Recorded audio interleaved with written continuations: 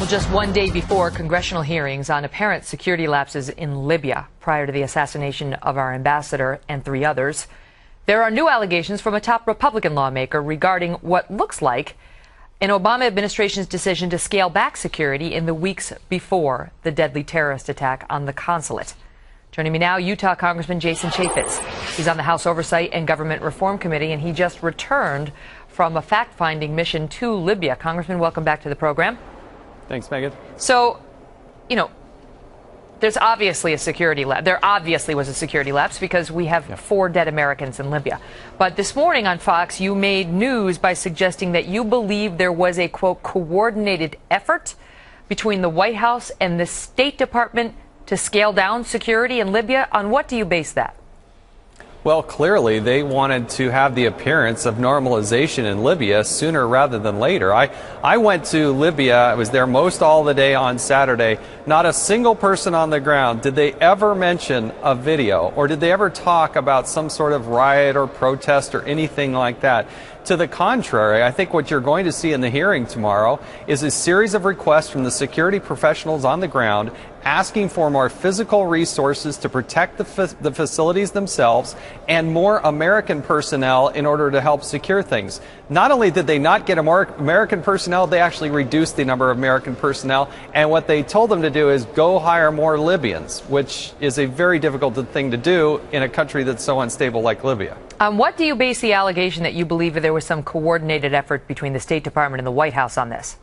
I think clearly there was communication between the two. And who is the White House that, as soon as this happened, who did they send on the Sunday talk shows was the UN ambassador. I don't have any doubt in my mind that clearly, as these things are happening, the White House is involved. When you have terrorist type of activities, the White House is involved. I have no doubt about that.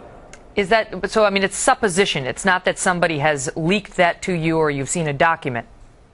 I think what you're going to see, even as late as early as today and certainly tomorrow, a series of requests from the security professionals on the ground requesting and asking for more materials. That is clearly what has happened because, remember, there were 2 bombings in Benghazi of our facility there. Now, I'm not aware of anywhere else in the world where our physical facility was actually bombed, and it was bombed twice. Twice you had the British ambassador whose life, he had assassination attempts. And we were coming up on 9/11, and then the White House said there was no actionable intelligence that would lead you to believe that there might be problems in Benghazi. That doesn't pass the basic sniff test right there. Why would we do that? Why would we do that? If as you know, you've got whistleblowers who are telling you that the requests for increased security were being made and to the State Department, and you say that they were not only told no, but that security was reduced. Why would we do that?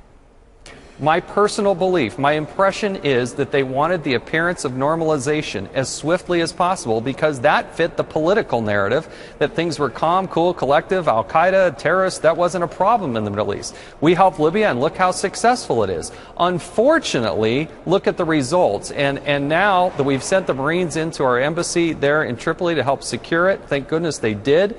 It feels more secure, but there's still major questions and gaps in the security parameter for the embassy, for our consulates, not just in Libya, but across the world. And that's the heart of what Congressman Issa, Chairman Issa, and I want to get to in the hearing tomorrow. This guy, Colonel Wood, who was in charge of security in Libya, sat down with CBS News and validated what you said about requests being made for beefed up security and the answer coming back that no, you can't have more security. In fact, we're going to draw down the forces that protect our consulate and our Americans over there.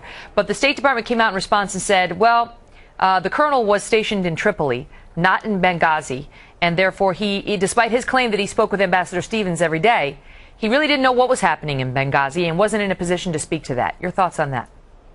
Well, you treat Libya as a whole. Remember, Benghazi is just an offshoot of the embassy there in Tripoli. And if they're going to try to discredit somebody of impeccable experiences such as Colonel Wood, I think they're they're in for a very long hearing. You also have another person by name Eric Nordstrom who will also testify to this. And then we have a series of documents and other types of things. Look at the results, Megan. Look at the results. We have a dead ambassador. It hasn't happened since the 1970s. We've got 4 dead Americans. We couldn't even get the FBI in there for weeks. I couldn't go as a member of Congress because it's still so dangerous. So how the White House and the State Department thinks that everything is peachy keen and, hey, really nothing to worry about because this guy's overstating the experience. We've got 4 dead Americans. Who are the critical witnesses tomorrow? Colonel Wood and who else? Eric Nordstrom, both are security professionals that were providing real-time relays back to the Department of State, which consequently would also go into the White House as well. And then you're also going to have Charlene Lamb. Charlene Lamb's in charge of all the physical infrastructure, the embassies across the globe. She was critical in these discussions about what security they would get and not get, even going back to potentially Ambassador Kennedy, who also might be a witness tomorrow. He laid out in a December 2011 memorandum what he thought the security would look like. Well, we didn't even reach the goals that were laid out in the December 11th memo. They didn't even get, and we're talking about 5 people here, 6 people there. And remember, Megan, in Baghdad, President Obama has 15,000 private security personnel in Baghdad. 15,000. It's President Obama's own private army. And yet we couldn't even get 24 people on the ground to help in Libya after a revolution, after bombings of our consulate. It just doesn't add up. We'll continue to watch to see what happens on Capitol Hill tomorrow. Congressman Jason Chaffetz, thank you so much. Thank you. Well, President Obama